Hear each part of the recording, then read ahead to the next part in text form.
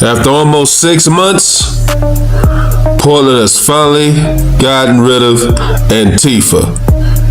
Take a listen. Antifa in Portland has lost their battle. You have absolutely nobody outside the ICE building right now. Their encampment has been completely shut down. It looks like a hoarder's house here. But you have quite literally everything from buckets full of medicine, toothpaste, floss, and they even had things such as fridges, and they even had a barbecue here as well.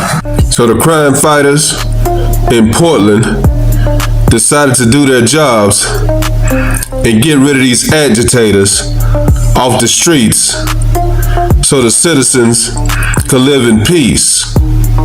Take a listen. How do you feel about this? Redemption. And you actually live here in this building. The thing is, why did it take them almost 5 months to do your job and get rid of these no-gooders? See, they knew Trump was coming. He got a ruling in the Ninth Circuit to be able to bring troops in. They just needed one more ruling, and the boogeyman was coming. So they figured, you know what? Let me get these guys out of here. And look at the Antifa guys dressed in black like ninjas. Time to go.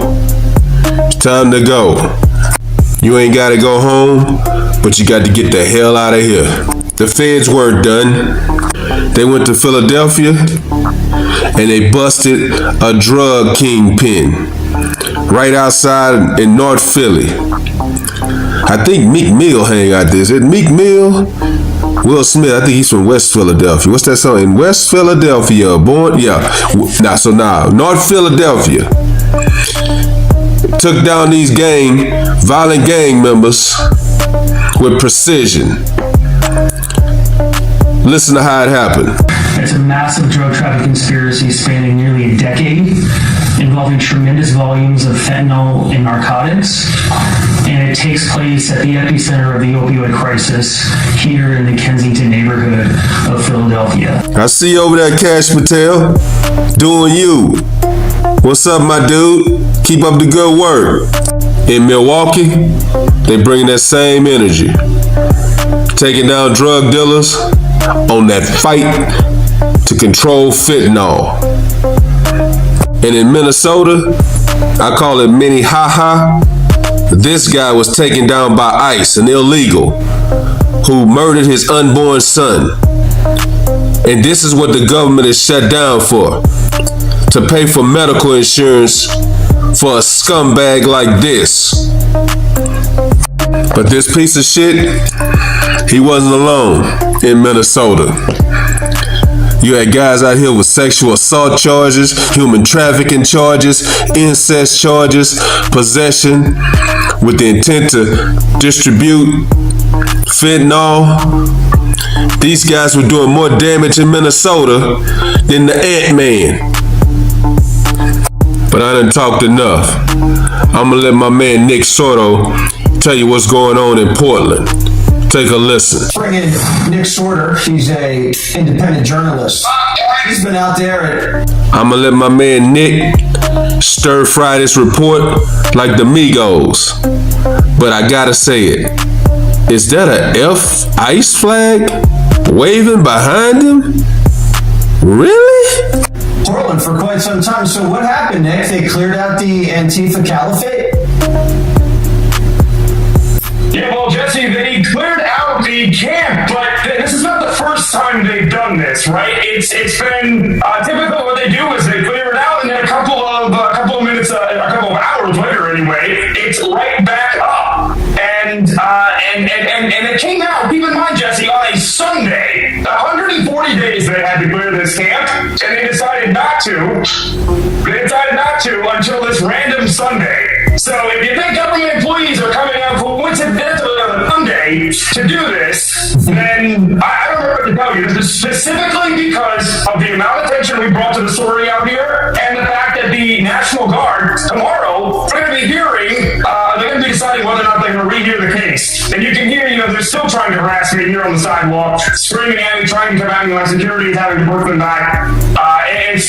It's crazy out here, Jesse, when you have the Portland government trying to say that it's peaceful out here, when I'm not even allowed to be on a sidewalk and record, minding my own business, without people trying to attack me. Wow. All right. And keep in mind here, you've got you've got this safe house down the street here where violent criminals go to hide and to evade police at Antifa safe house, and police say it's too unsafe for them to go in there to catch these fugitives. So if you're saying that's too unsafe for even police to go in, the National Guard needs to be here. How do you even make the argument against that? So why don't the police just get a warrant and raid the safe house and just take care of business?